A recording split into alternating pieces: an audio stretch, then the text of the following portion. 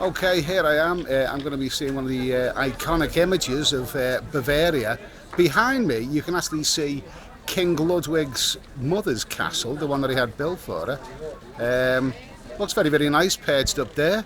But I'm going to see the real thing. I'm going to take a 45-minute walk up the hill to the legendary NEUSCHWANSTEIN castle. I've always wanted to see it. It's coming up very, very soon.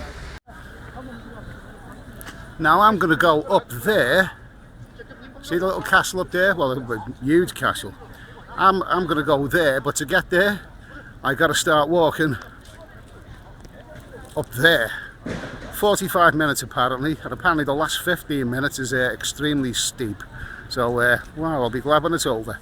I'll be looking forward to the coming back down a bit, again, but that's going to be good. God, that's been a long and very exhausting climb, but can you see what I see? There you go. There you go. Getting very, very close. Well, it's been a hell of a climb up here anyway. I've still got over an hour to go before the guided tour begins.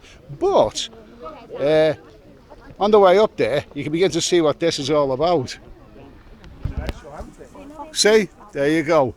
NEUSCHWANSTEIN Castle.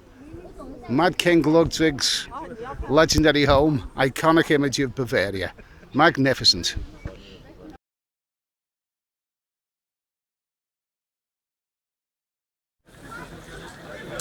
Now, it's it's not the easiest thing to photograph this, because whenever you see photographs of NEUSCHWANSTEIN, it tends to be like aerial shots, you know, from amidst the mountains. But yeah, it's sure is a beautiful castle. I haven't been in there yet, but briefly, just to explain the history of NEUSCHWANSTEIN Castle, it dates around about 1870. It was built by the very, very rich, and some say mad, King Ludwig II, or Ludwig, who actually, you know, he died at 41 years of age. He never actually lived to actually see the actually completion of this castle. Or maybe he did, but not in its absolute entirety. But anyway, it's a picture postcard, chocolate box image of Bavaria. It's very, very iconic. It's used in jigsaw puzzles and God knows how many other. It's probably even been used in TV adverts. I think someone said it was used in that movie Chitty Chitty Bang Bang. God forbid. But anyway, it's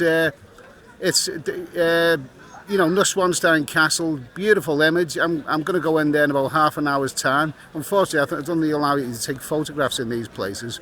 But I've already seen Lindorf Castle, and that was fairly beautiful inside. It's spectacular, it's opulent, it's over the top, and it's a very, very iconic image. I've seen so many iconic images throughout the world, but this one, I suspect this is going to be a lot better than most of them. Certainly looks it from here.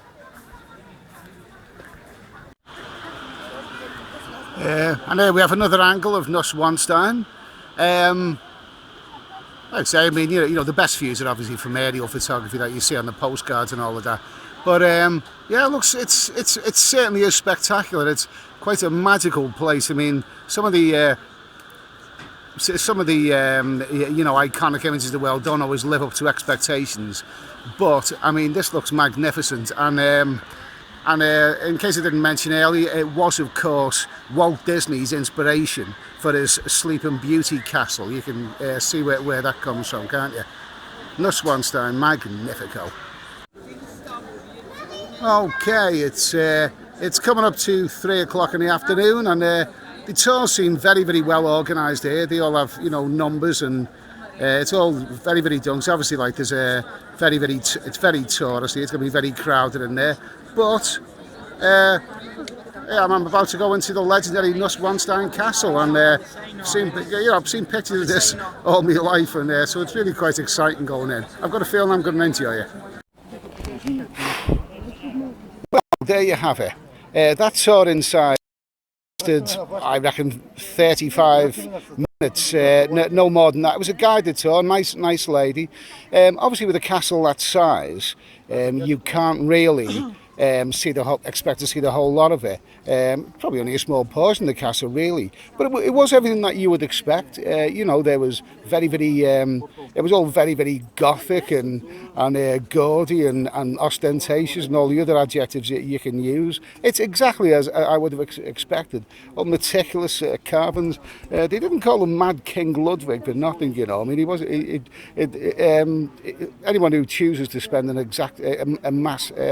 a huge fortune on something like that, obviously he's got to be a little bit doolally, and he was certified as insane eventually. He went massively in debt as well over that castle, but I've enjoyed it. I mean, it was great. I've always wanted to see it. The setting is more spectacular than obviously the interior of the castle. I mean, it's an amazing setting.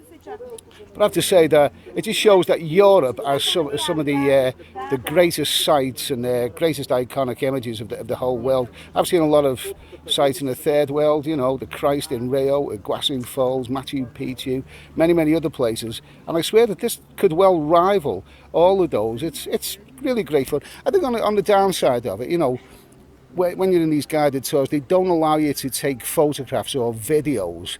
I think the reason for that has got to be because there's so many people crammed into these rooms. If everyone started taking photographs, it'd be a little bit chaotic.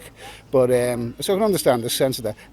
Apart from the fact that I don't really think that photographs or videos would do it justice.